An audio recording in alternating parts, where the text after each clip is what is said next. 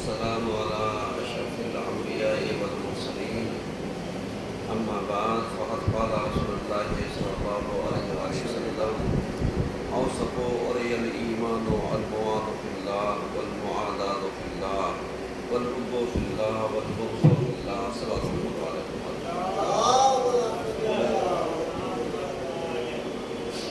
عزیز نامی آج کے پہلے خطبے میں سلسلہ مباحث کو آگے بڑھاتے ہوئے ہماری گفتگو اس عنوان پر جاری ہے کہ محبت اور نفرت کا معیار کیا ہے۔ حضور والا اگر آپ کے اذہان عالیہ میں ہو تو ہم نے پچھلے خطبے میں آپ کی خدمت میں عرض کیا تھا کہ کون سی چیز ایمان کے لیے معتبر ترین چیز ہے اور کون سی چیز ایمان کے لیے اعتماد ترین شے ہے۔ اگر آپ غور و فکر کریں اور دیکھیں اور ملاحظہ فرمائیں تو ہم نے آپ کی خدمت میں عرض کیا تھا کہ الموالات فی اللہ یعنی اللہ کے لیے محبت کرنا، والمعادات فی اللہ اور اللہ کے لیے نفرت کرنا۔ کچھ چیزیں ہم نے مقدمتاً آپ کی خدمت میں عرض کی تھی کہ جیسے ہم کسی سے لگاؤ رکھتے ہیں، ہم کسی سے محبت کرتے ہیں، ہم کسی سے انسیت رکھتے ہیں تو ہم کس کی بنیاد پر کرتے ہیں؟ اگر ہماری محبت، ہمارا لگاؤ، ہمارے تعلقات اللہ کی بنیاد پر ہے تو وہ موالات کی منزل میں آئے گا۔ لیکن اگر ہمارے محبت، ہمارا لگاؤ، ہماری انسیت اللہ کے علاوہ ہے تو وہ موالات اللہ میں نہیں آئے گا، کیونکہ ہماری محبت کا جو معیار تھا وہ بدل گیا۔ اب سوال یہ پیدا ہوتا ہے کہ محبت کا معیار کیسے پیدا ہوگا اور کس طریقے سے پیدا ہوگا؟ کبھی کبھی آپ ملاحظہ فرمائیے اور دیکھیے تو ایسا ہوتا ہے کہ ہم یہ بھول جاتے ہیں کہ ہمیں محبت کرنی کس سے، کیونکہ ہر انسان دعویٰ تو کرتا ہے ہم اللہ سے محبت کرتے ہیں، ہم اللہ سے انسیت رکھتے ہیں، ہم اللہ سے چاہتے ہیں، ہر انسان دعویٰ کرتا ہے، لیکن حقیقت میں عمل میں اور یقین میں اپنی پریکٹیکل لائف میں انسان اللہ سے کتنی محبت کرتا ہے یہ اندازہ نہیں لگا سکتا۔ اس کا اندازہ اس وقت لگایا جا سکتا ہے جب انسان کا عمل اللہ کے بتائے ہوئے احکام کے مطابق یا اللہ کی مرضی کے مطابق انجام دیا جائے۔ آج آپ سماج میں بہت ساری چیزوں کو اٹھا کر کے دیکھ لیجیے تو آپ کی سمجھ میں آئے گا کہ ہم اللہ سے محبت اگر کسی چیز کو کر رہے ہیں تو کم سے کم اللہ کے لیے کریں علیہ السلام، اور اللہ کو پہچانتے ہوئے، حاضر اور ناظر جان کر کے، کیونکہ آج بہت سارے مراحل ایسے ہوتے ہیں کہ جہاں پر ہم یعنی اللہ سے محبت کرتے ہیں لیکن اللہ کو جانتے اور پہچانتے کتنا ہے یہ نہیں مانتے، یعنی صرف ہمارا دعویٰ ہوتا ہے، اور جب ہمارا دعویٰ ہو جائے تو یقین جانیے کہ ہم اپنی منزل میں اس وقت کامیاب نظر آئیں گے کہ جب ہم اپنی کہی ہوئی بات کے اوپر کیا کریں؟ کھڑے اتریں۔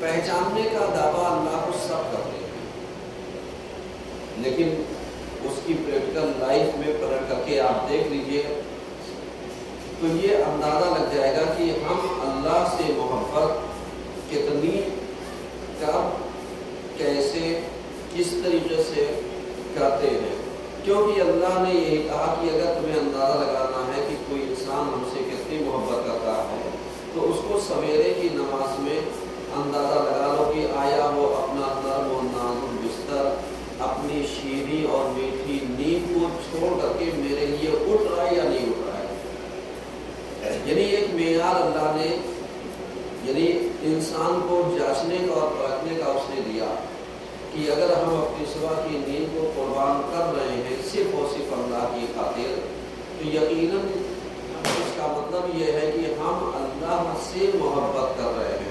اور دوسرا معیار اللہ نے یہ دیا کہ اگر تمہیں اندازہ لگانا ہے کہ تمہیں بندہ کتنا چاہتا ہے تو اسے کبھی نیند کی حالت میں جگا کر کے دیکھنا، اندازہ لگ جائے گا کہ اگر وہ اظہار کر دے غصے کا تو سمجھ جانا محبت نہیں کرتا، اور اگر ناراض نہ ہو تو سمجھ جانا کہ وہ تم سے محبت کرتا ہے۔ آج آپ دونوں چیزوں کو انداز لیجیے، ذرا سا پرکھیے۔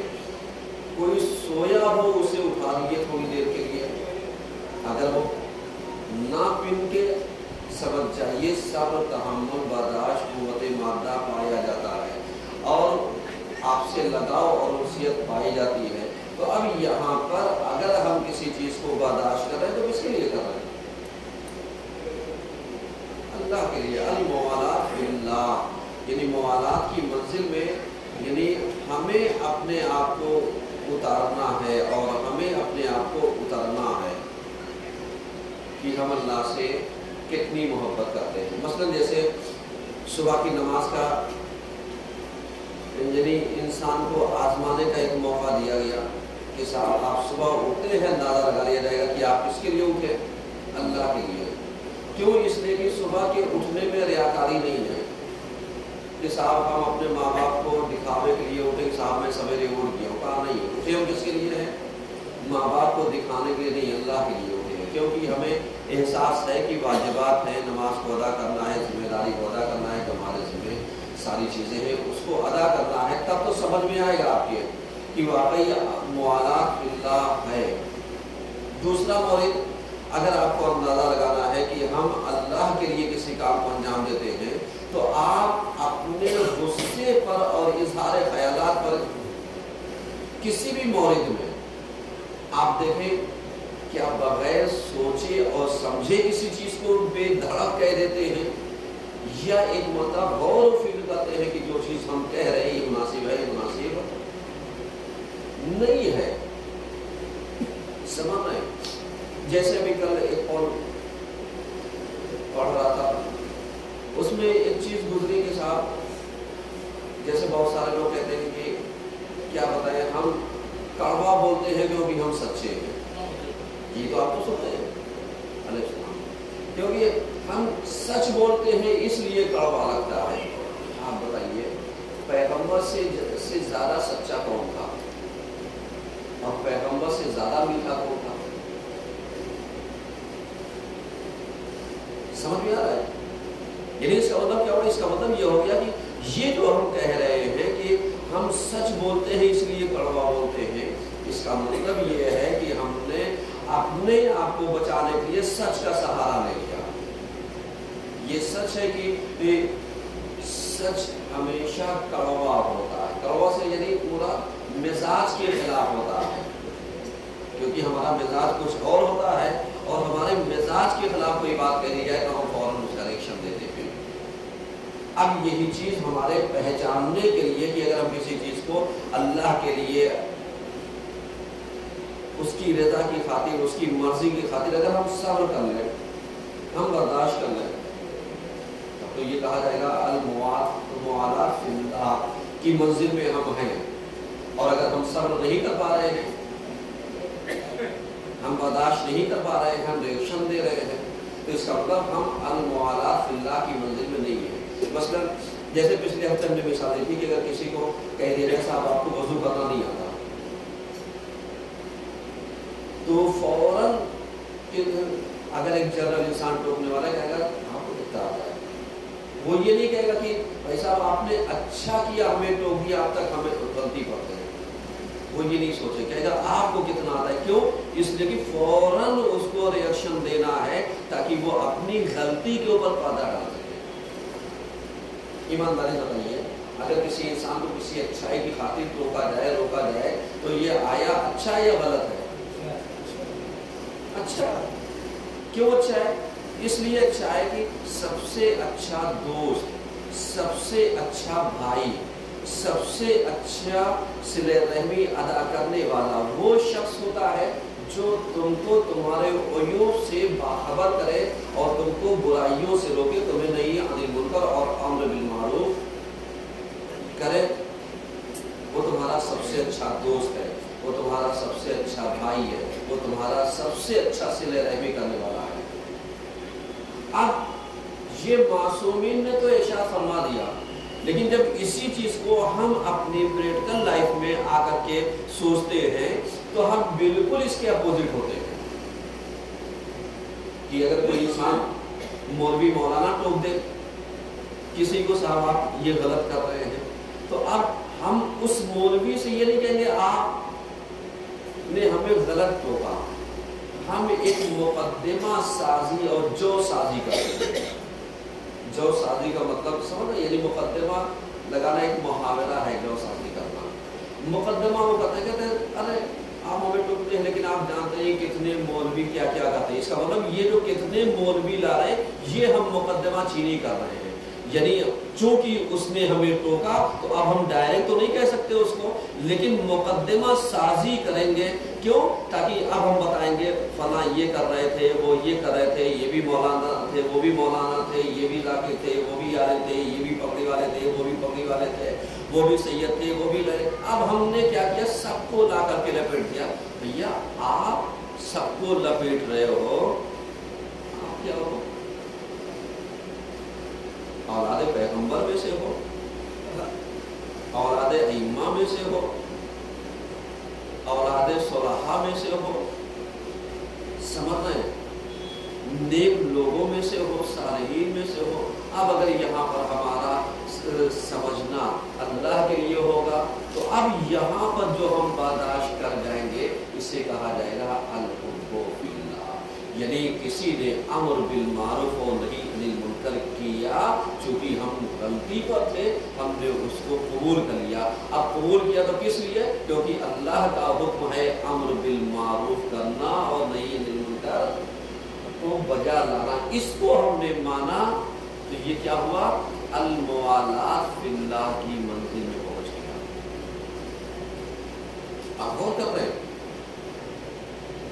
چونکہ ہم نے ولایت کے مفہوم کو صرف ایک ہی دو چیزوں میں لا کر کے سمیٹ دیا ہے، اس لیے ہم موالات کو صرف محبت کے معنی میں جانتے ہیں، مودت کے معنی میں سمجھتے ہیں، سرپرستی کے معنی میں سمجھتے ہیں، جانشینی کے معنی میں سمجھتے ہیں. لیکن اور جو دوسرے معنی میں استعمال ہوتا ہے ہم ان معنی میں کم استعمال کو سمجھتے ہیں.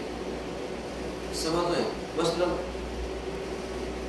آج ہم، آپ سمجھیے گا، ایک چھوٹے سے طالب علم کو کہ جس نے حوضے میں قدم رکھا ہے، مدرسے میں قدم رکھا ہے، دینی مرکز میں قدم رکھا ہے، ہم اسے کیا کہتے ہیں؟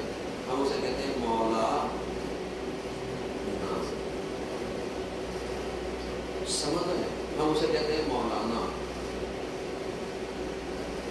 لیکن یہ لفظ اس کے لیے بہت چھوٹا لگتا ہے جو اپنے کو بہت بڑا ظاہر کرنا چاہے.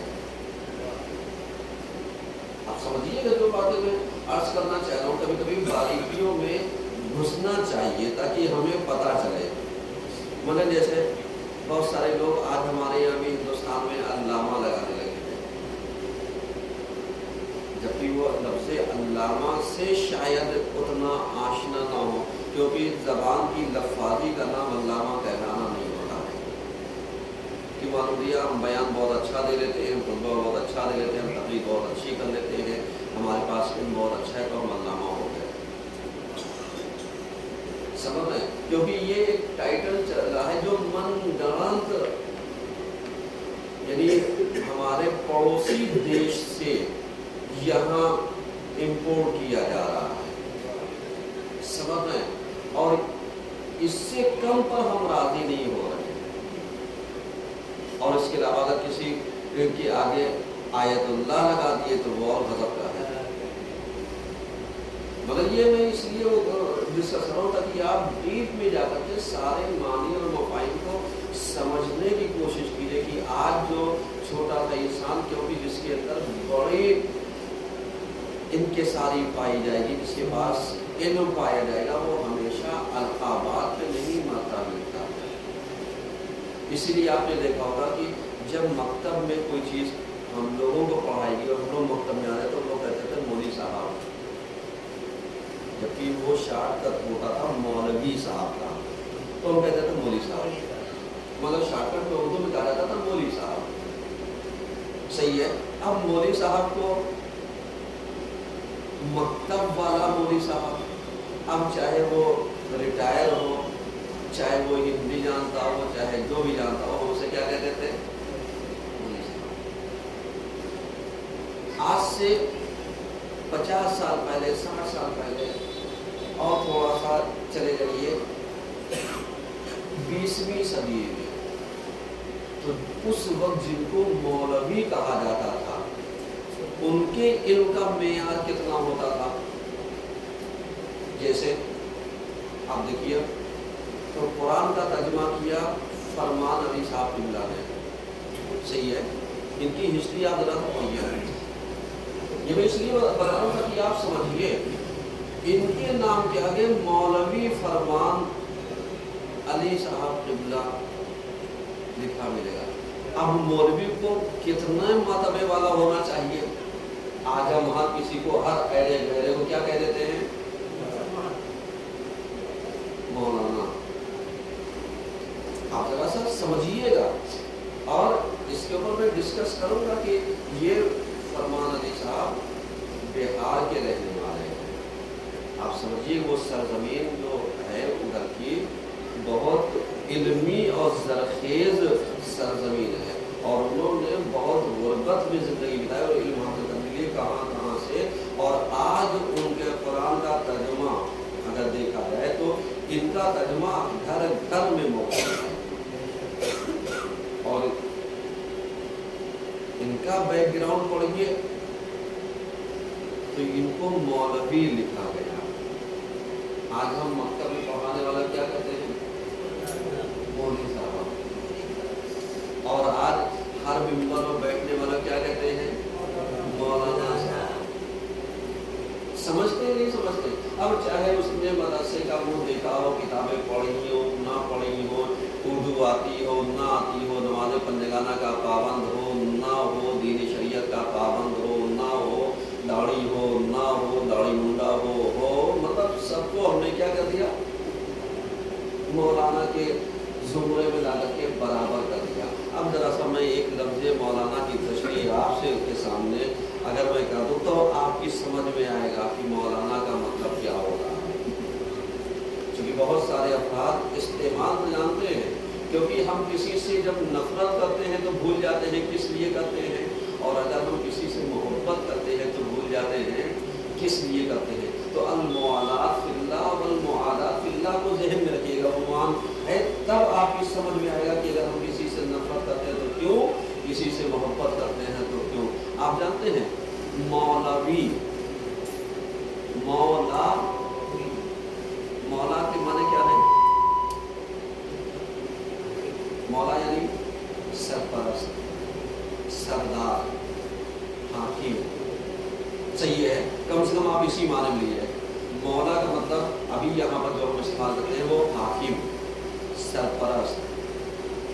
مولا سے یہ آیا وی جو استعمال کرتے ہیں، یعنی ہم اپنی طرف نسبت دیتے ہیں، یعنی میرا مولا۔ مولوی کا مطلب کیا ہوا؟ یعنی میرا مولا، میرا حاکم، میرا سرپرست۔ اسی لیے مولوی صاحب کو مولوی صاحب کہا جاتا تھا، ان سے کہا جائے بھائی آپ پڑھاتے ہیں، آپ میرے حاکم ہیں، آپ میرے سرپرست ہیں، آپ میرے استاد ہیں، آپ ہمارے بزرگ ہیں، صحیح ہے۔ اسی لیے احترام میں مولوی صاحب اور مولوی صاحب کا لفظ استعمال ہوتا تھا۔ اب اسی لفظ مولا کو جب ہم نے یعنی کس چیز میں استعمال کیا؟ عربی گرامر کے اعتبار سے جمع کا صیغہ استعمال کیا۔ جمع کا یعنی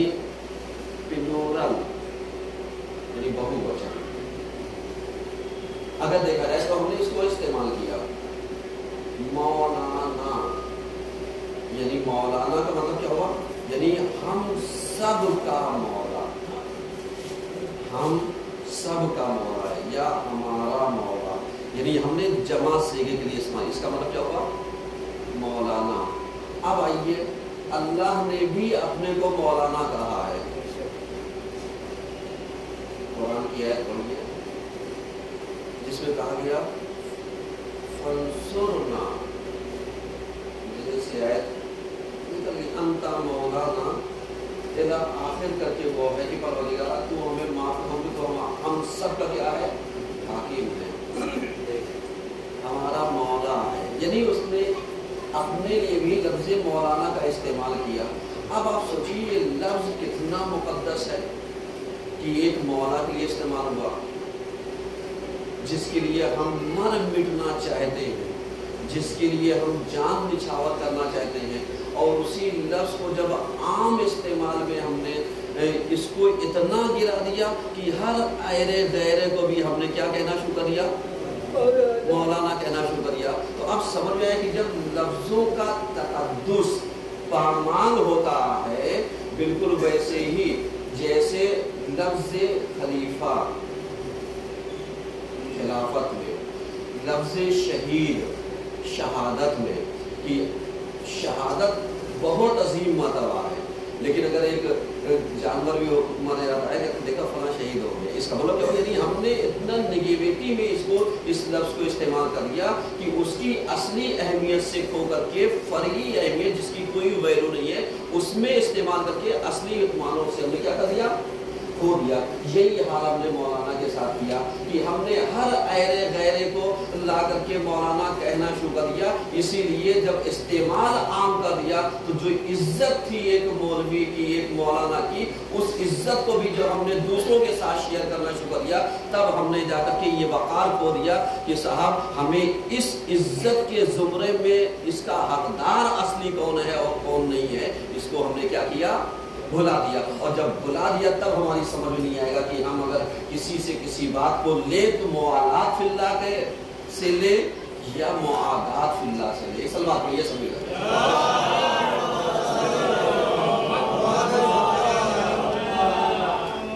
یہ جو چیزیں میں عرض کرنا چاہ رہا ہوں وہ یہی چیز کہ جب ہم نے لفظوں کا احترام گرایا، نتیجہ کیا ہوگا؟ قائل کی باتوں کو گرا دیا، کہنے والے کی اہمیت کو کم کر دیا، کہنے والے کے احترام کو کم کر دیا۔ کیوں؟ اس لیے کہ لفظ مولانا ہم نے عام انسانوں کے لیے استعمال کر دیا۔ اب آپ ذرا سا سوچئے گا کہ وہ لوگ کتنے صاحبان عقل اور باشعور ہوں گے کہ جس زمانے میں بہت سارے لوگ اپنے آپ کو خدا کہتے تھے، اس زمانے میں اگر کوئی اپنے آپ کے ایمان کو، اپنے ایمان کو بچا جائے، واقعی قابلیت ہے نہیں ہے، صلاحیت ہے نہیں ہے کہ جہاں پر فرعون جیسا سرکش انسان بیٹھا ہوا کہہ رہا انا ربکم الاعلی، میں تمہارا سب سے بڑا والا پروردگار ہوں۔ اگر اردو میں ترجمہ کیا جائے یعنی انا ربکم الاعلی، اس کا مطلب کیا تھا؟ اس کا مطلب یہ تھا کہ وہ سب سے بڑا والا، اس سے چھوٹے والے بھی اس کے زمانے میں موجود کہیں نہ کہیں رہے ہوں گے، کہ جو وہ کہہ رہا ہے کہ بھائی تم یہ نہ سوچنا کہ وہ بھی رب ہے، یہ بھی رب ہے، یہ بھی، میں سب سے بڑا والا ہوں۔ اب ایسے موقع پر اگر کوئی اصلی رب تک پہنچنا چاہے تو کتنا دشوار ہوگا، حقیقی رب تک پہنچنا چاہے تو کتنا دشوار ہوگا۔ اب ایسے موقع پر اگر محبت کی جائے اللہ کے لیے تو کیسے کریں گے، اور نفرت کی جائے اللہ کے لیے تو کیسے کریں گے؟ قرآن نے دونوں مثالیں دی ہیں، ایک ماد کی دی ہے اور ایک زم کی دی ہے۔ ماد کی مثال میں جناب حزقیل کو لایا ہے کہ وہ اپنے ایمان کو چھپائے ہوئے تھے، در حالے کہ وہ مومن آل فرعون تھے۔ مومن آل فرعون کا لقب دیا گیا ان کو، جناب حزقیل کو، کہ جو اپنا ایمان کیا تھے؟ چھپائے ہوئے تھے۔ یہ کون جانتا ہے؟ وہ جان رہا ہے، کیونکہ استعمالات فرق کرتے ہیں۔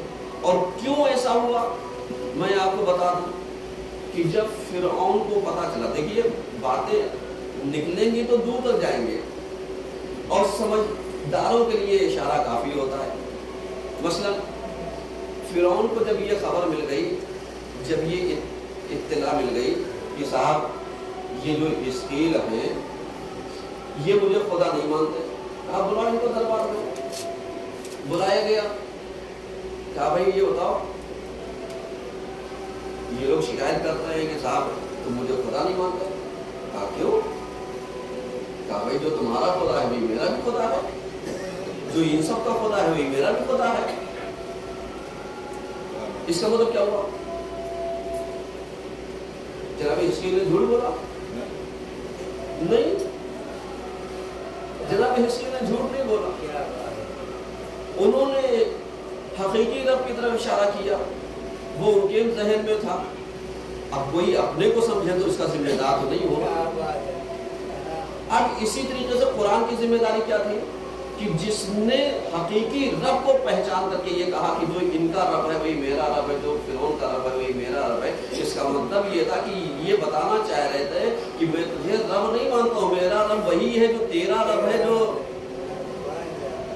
سمجھ رہے ہیں۔ ایک مثال قرآن نے مومن آل فرعون کو کا لقب دیا جناب حزقیل کو۔ اب یہاں پر محبت کس کے لیے تھی؟ اللہ کے لیے تھی۔ اللہ کو کیا کرنا چاہیے تھا؟ اس سے اچھا لقب مل سکتا تھا۔ ابھی آپ کے خاندان میں کہا جائے کہ صاحب آپ فلاں خاندان کے مالک ہیں اور فلاں خاندان میں مومن اگر کوئی ہے تو آپ ہیں، تو آپ کے لیے ایک شرف ہے۔ صحیح ہے، کیوں؟ اس لیے کہ آپ کے خاندان میں اگر ایمان والوں میں اگر گنتی آپ کی ہو تو یہ بڑا شرف ہے۔ تو اب آپ سوچئے آل فرعون خود ہی بدنام زمانہ، جو اپنے آپ کو انا ربکم الاعلیٰ کہے، اور اس میں یہ کہا جائے یہ مومن آل فرعون ہے۔ اس کا مطلب کیا ہے؟ قرآن دھوکہ دینا چاہ رہا ہے کہ تم یہ نہ سمجھنا کہ تم یہ کہہ کے بچا لے جاؤ صاحب ماحول بہت خراب ہے، صاحب حالات بہت خراب ہیں، صاحب ایسا بہت خراب۔ کہا نہیں، فرعون سے زیادہ دربار کا حالات کسی کا خراب نہیں ہوگا کہ جس گھر میں رہ رہے ہیں اسی کو نہ مان رہے ہوں۔ سمجھ رہے؟ اس کا مطلب کیا ہوا؟ اس کا مطلب یہ ہو گیا کہ ایمان جو ہوتا ہے کبھی کبھی اظہار نہیں کیا جاتا۔ آج ہمارے زمانے میں، آج ہمارے زمانے بہت سارے، ارے آپ کھل کر کے بتائیے، ہم کوئی آپ کے دشمن تھوڑی ہیں، کس نے کہا آپ کھل کر کے بتائیے؟ کبھی کبھی مصلحت کھل کے بتانے میں نہیں ہوتی ہے۔ اسلام یہی تو بتانا چاہ رہا ہے، اسلام یہی چیز تو سمجھانا چاہ رہا ہے، اور آج ہم اپنی بیوقوفی کیا کرنا چاہتے ہیں؟ صاحب کھل کر کے بتائیے کہ آپ ہمیں مومن نہیں سمجھتے، آپ ہمیں متقی نہیں سمجھتے، آپ کو ہم پہ بھروسہ نہیں۔ یہی تو سمجھداری ہونی چاہیے کہ اگر جناب حزقیل نے کھل کر کے فرعون کے دربار میں اظہار کیا ہوتا، کیا ہوتا؟ نہ مومن آل فرعون رہ جاتے اور نہ ایمان بچا رہ جاتا، یا ایمان رہتا یا جان رہتی۔ جان بھی رہی، ایمان بھی رہا، کمال اس میں ہے۔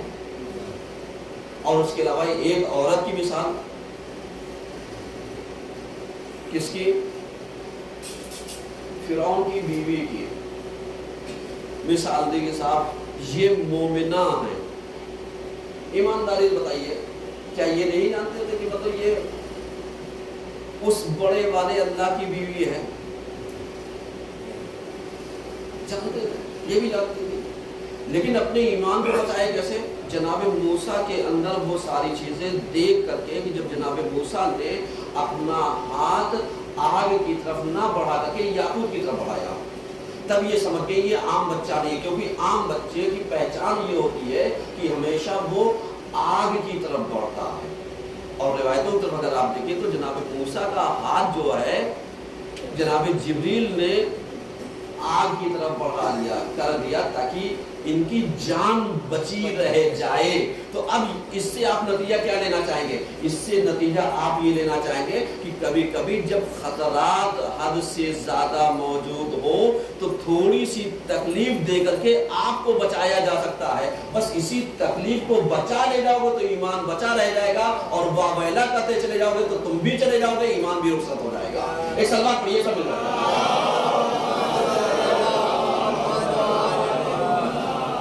اب میں نتیجہ آپ کی خدمت میں عرض کرنا چاہتا ہوں کہ آپ نتیجہ دیکھیے کہ پہلے خطبے میں جو عنوان یہ ہے کہ محبت اور نفرت کا معیار کیا ہونا چاہیے، تو الحب فی اللہ والبغض فی اللہ، یعنی اللہ کے لیے محبت اور اللہ کے لیے نفرت۔ تو اب اگر ہم کسی سے محبت کرتے ہیں تو اللہ کے لیے کریں، اور اگر ہم کسی سے نفرت کرتے ہیں تو اللہ کے لیے کریں۔ کیوں؟ اس لیے کہ اگر کسی کو خوش کرنے کے لیے محبت کریں گے تو یہ سمجھ دو تمہاری دنیا بھی چلی جائے گی، تمہاری آخرت بھی چلی جائے گی، اور اگر ہم کسی سے نفرت کریں گے کسی کو خوش کرنے کے لیے تب بھی تمہاری دنیا چلی جائے گی، تب بھی تمہاری آخرت چلی جائے گی۔ بس تمہاری نظر میں اللہ ہونا چاہیے اور معیار حق اور باطل کو پیش نظر رکھنا چاہیے علیہ السلام، تاکہ تمہیں پتہ چل جائے کہ تمہارا جینا بھی اللہ کے لیے ہے، تمہارا مرنا بھی اللہ کے لیے ہے۔ اعوذ باللہ من الشیطان الرجیم، بسم اللہ الرحمن الرحیم، والعصر ان الانسان لفی خسر الا الذین آمنوا وعملوا الصالحات وتواصوا بالحق وتواصوا بالصبر۔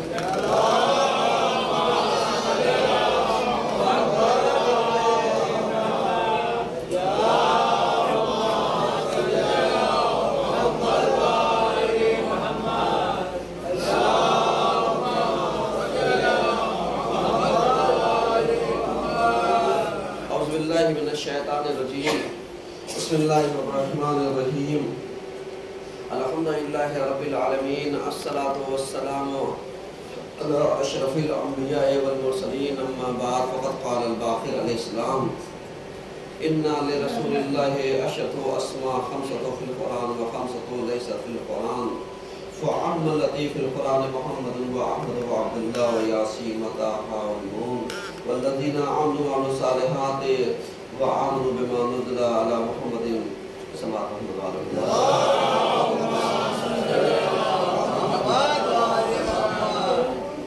عزیزان گرامی، آج کے دوسرے خطبے میں سلسلہ مباحث کو آگے بڑھاتے ہوئے، کیونکہ ہم نے پچھلے ہفتے سے خطبے کا موضوع چینج کیا اور اب اسی موضوع پر کہ پیغمبر مرکز وحدت ہے،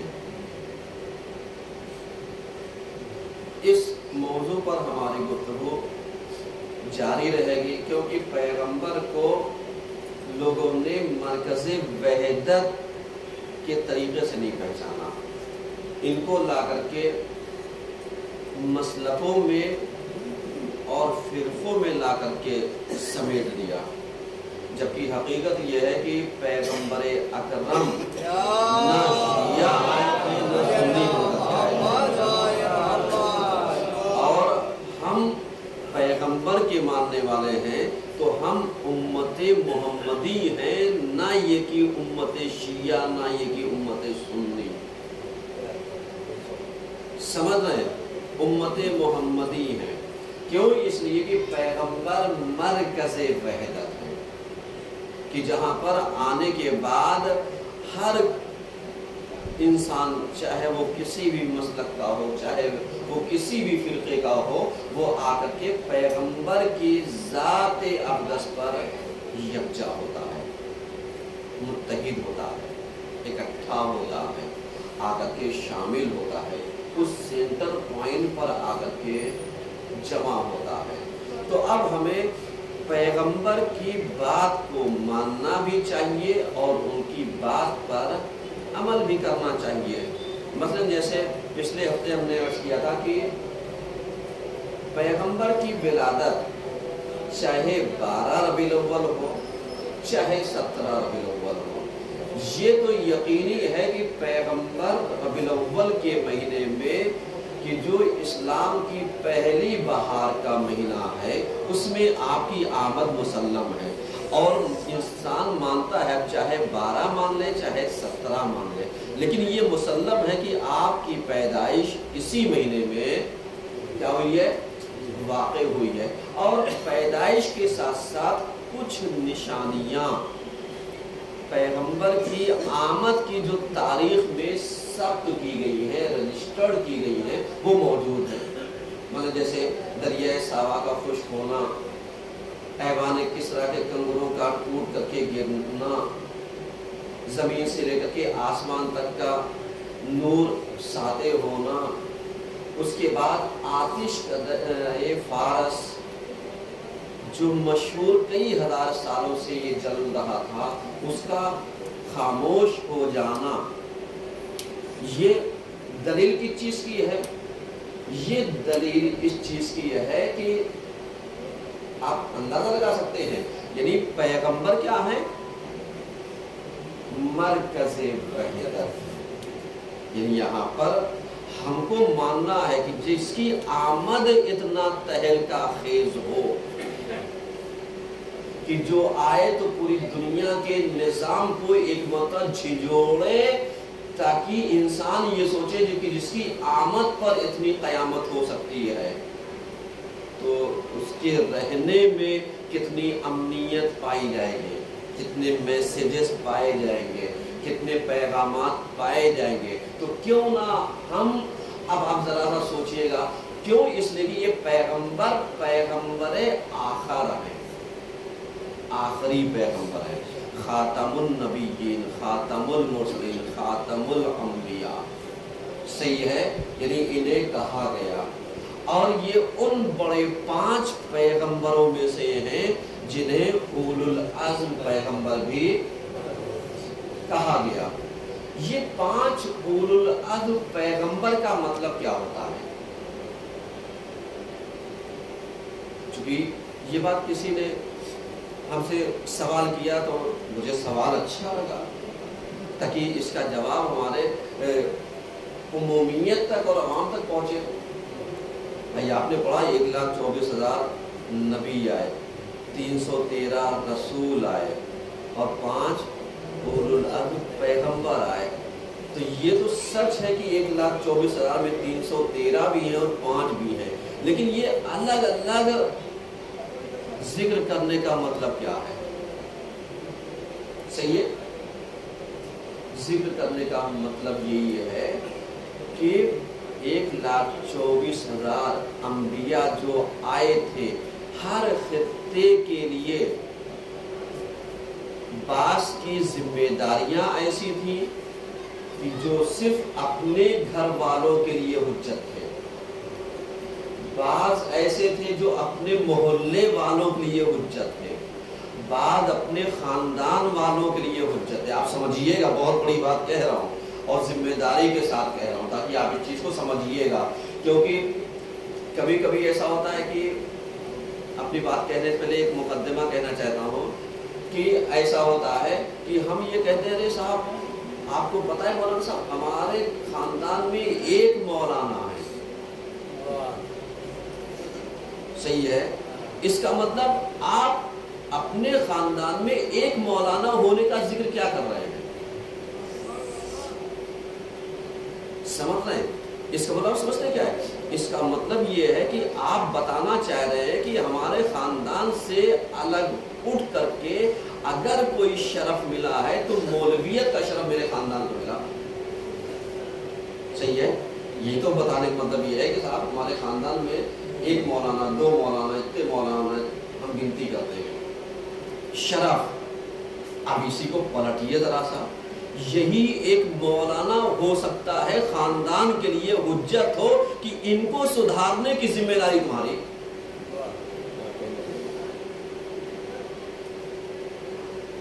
اب خاندان والے جب تم ان کے اوپر فخر کر سکتے ہو تو کیا ان کی بات تمہارے اوپر ماننا ضروری نہیں؟ ضروری ہے، کیونکہ شرف تم کریم کھاؤ، اطاعت تم نہیں کرو گے۔ بھائی جہاں فضیلت کی بات آئے، جہاں اہمیت کی بات آئے، اور اس کے بعد جہاں فضیلت کا وہاں کہتے ہیں جہاں ایک مولوی ہو جائے گا تو اس کی 7 نسلیں معاف کر دی جاتی ہیں، تب تو اپنی نسلوں کو لا کر کے ایک کیٹیگری میں، دوسری کیٹیگری میں، تیسری کیٹیگری میں، چوتھی کیٹیگری میں ہم کیا کرتے ہیں؟ لا کر کے رکھ دیتے ہیں۔ نتیجہ کیا ہوتا ہے؟ نتیجہ یہی ہوتا ہے کہ جب شرف کی بات آتی ہے تو ہم شرف حاصل کرنا تو چاہتے ہیں، لیکن جب اطاعت کی بات آتی ہے تو اطاعت کرنا نہیں چاہتے۔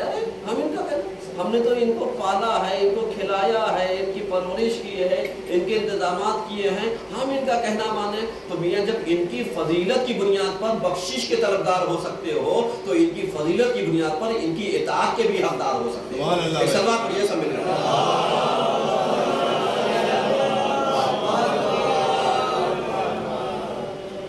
आप जरा सा गौर व फिक्र कीजिएगा, समझ रहे, क्योंकि वक्त कम है, जहन हमारा भटकाया जा रहा है। समझ रहे क्यों? इसलिए कि जो चीज हम पहुंचाना चाह रहे हैं मतलब वो पहुंच नहीं पा रहा है। कि अगर पैगंबर 1,24,000 आए तो उसमें से 313 कौन?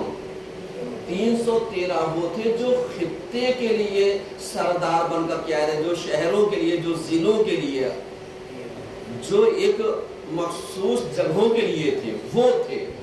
और उसके अलावा जो 5 उलुल अज़्म पैगंबर हैं, ये कौन लोग थे? ये वो लोग थे जो जहानी थे, यानी जो पूरी दुनिया के लिए आए थे, जिनके पास किताब भी थी, जिनके पास शरीयत भी थी। यानी ये 5 नबी पूरी दुनिया के लिए नबी बनकर के आए थे। अब पूरी दुनिया की जिम्मेदारी ये है कि इनकी पैरवी करें, और उसमें जो शरफ मिला है वो हमारे पैगंबर को मिला है, क्योंकि वो आखिरी पैगंबर है, वो आखिरी पैगंबर है। और किताब भी लेकर के आए हैं, शरीयत भी लेकर के आए हैं, सारी चीजें लेकर के आए हैं। और जब ये सारी चीजों को लेकर के आए हैं तो अब आप जरा समझिए कि उलुल अज़्म पैगंबर का मतलब ये हो गया कि पूरी दुनिया के लिए जब ये आए तो नतीजा क्या होगा? नतीजा ये होगा कि हम अब पैगंबर को जो आखिरी था इसकी पैरवी क्यों करें? इसलिए करें कि जो लास्ट वर्जन और फाइनल वर्जन आता है उससे पहले के वर्जन क्या हो जाते हैं? अपग्रेड हो जाते हैं उस पर।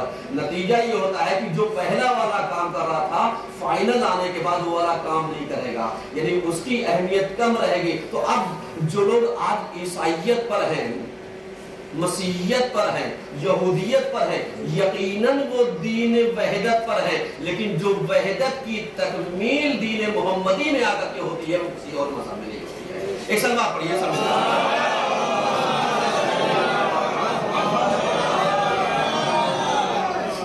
समझ में। अब कहने का मतलब क्या है?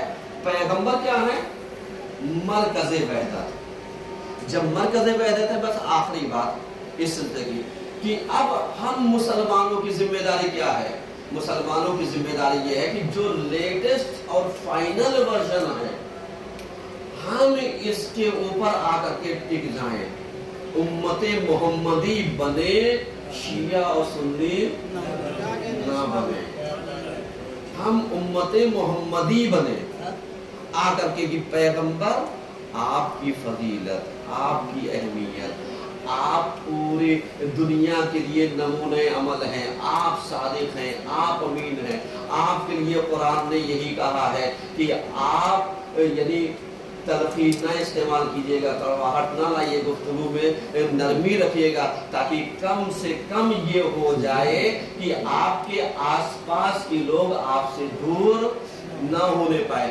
जैसे पहले खुतबे में हमने एक बात कही, आखिरी बात इसमें भी कहना चाहता हूँ कि बहुत सारे लोग कहते हैं मैं कड़वा हूँ क्योंकि सच बोलता हूँ। उनके लिए यही मैसेज है कि पैगंबर सच्चे भी थे और शीरी जबान भी थे, उनकी जबान में कड़वाहट नहीं थी। तो अगर तुम पैगंबर के ऊपर चलना चाहते हो तो शीरी लहजा इस्तेमाल करो, शीरी किरदार भी इस्तेमाल करो। हम उम्मते पैगंबर में शुमार होते जाओगे, हम उम्मते मोहम्मदी में तुम्हारा शुमार होता जाएगा। औज़ु बिल्लाहि मिनश शैतानिर रजीम, बिस्मिल्लाहिर रहमानिर रहीम। इन्नल्लाहा व मलाइकतहु युसल्लूना अलन नबी या अय्युहल्लज़ीना आमनू सल्लू अलैहि व सल्लिमू तस्लीमा। व अला अमीरुल मोमिनीन अली नबी तालिब व फातिमा मोहम्मद व अला मुस्तफा व सल्ली शहीद व करवा व मोहम्मद व जाफर मोहम्मद हुसैन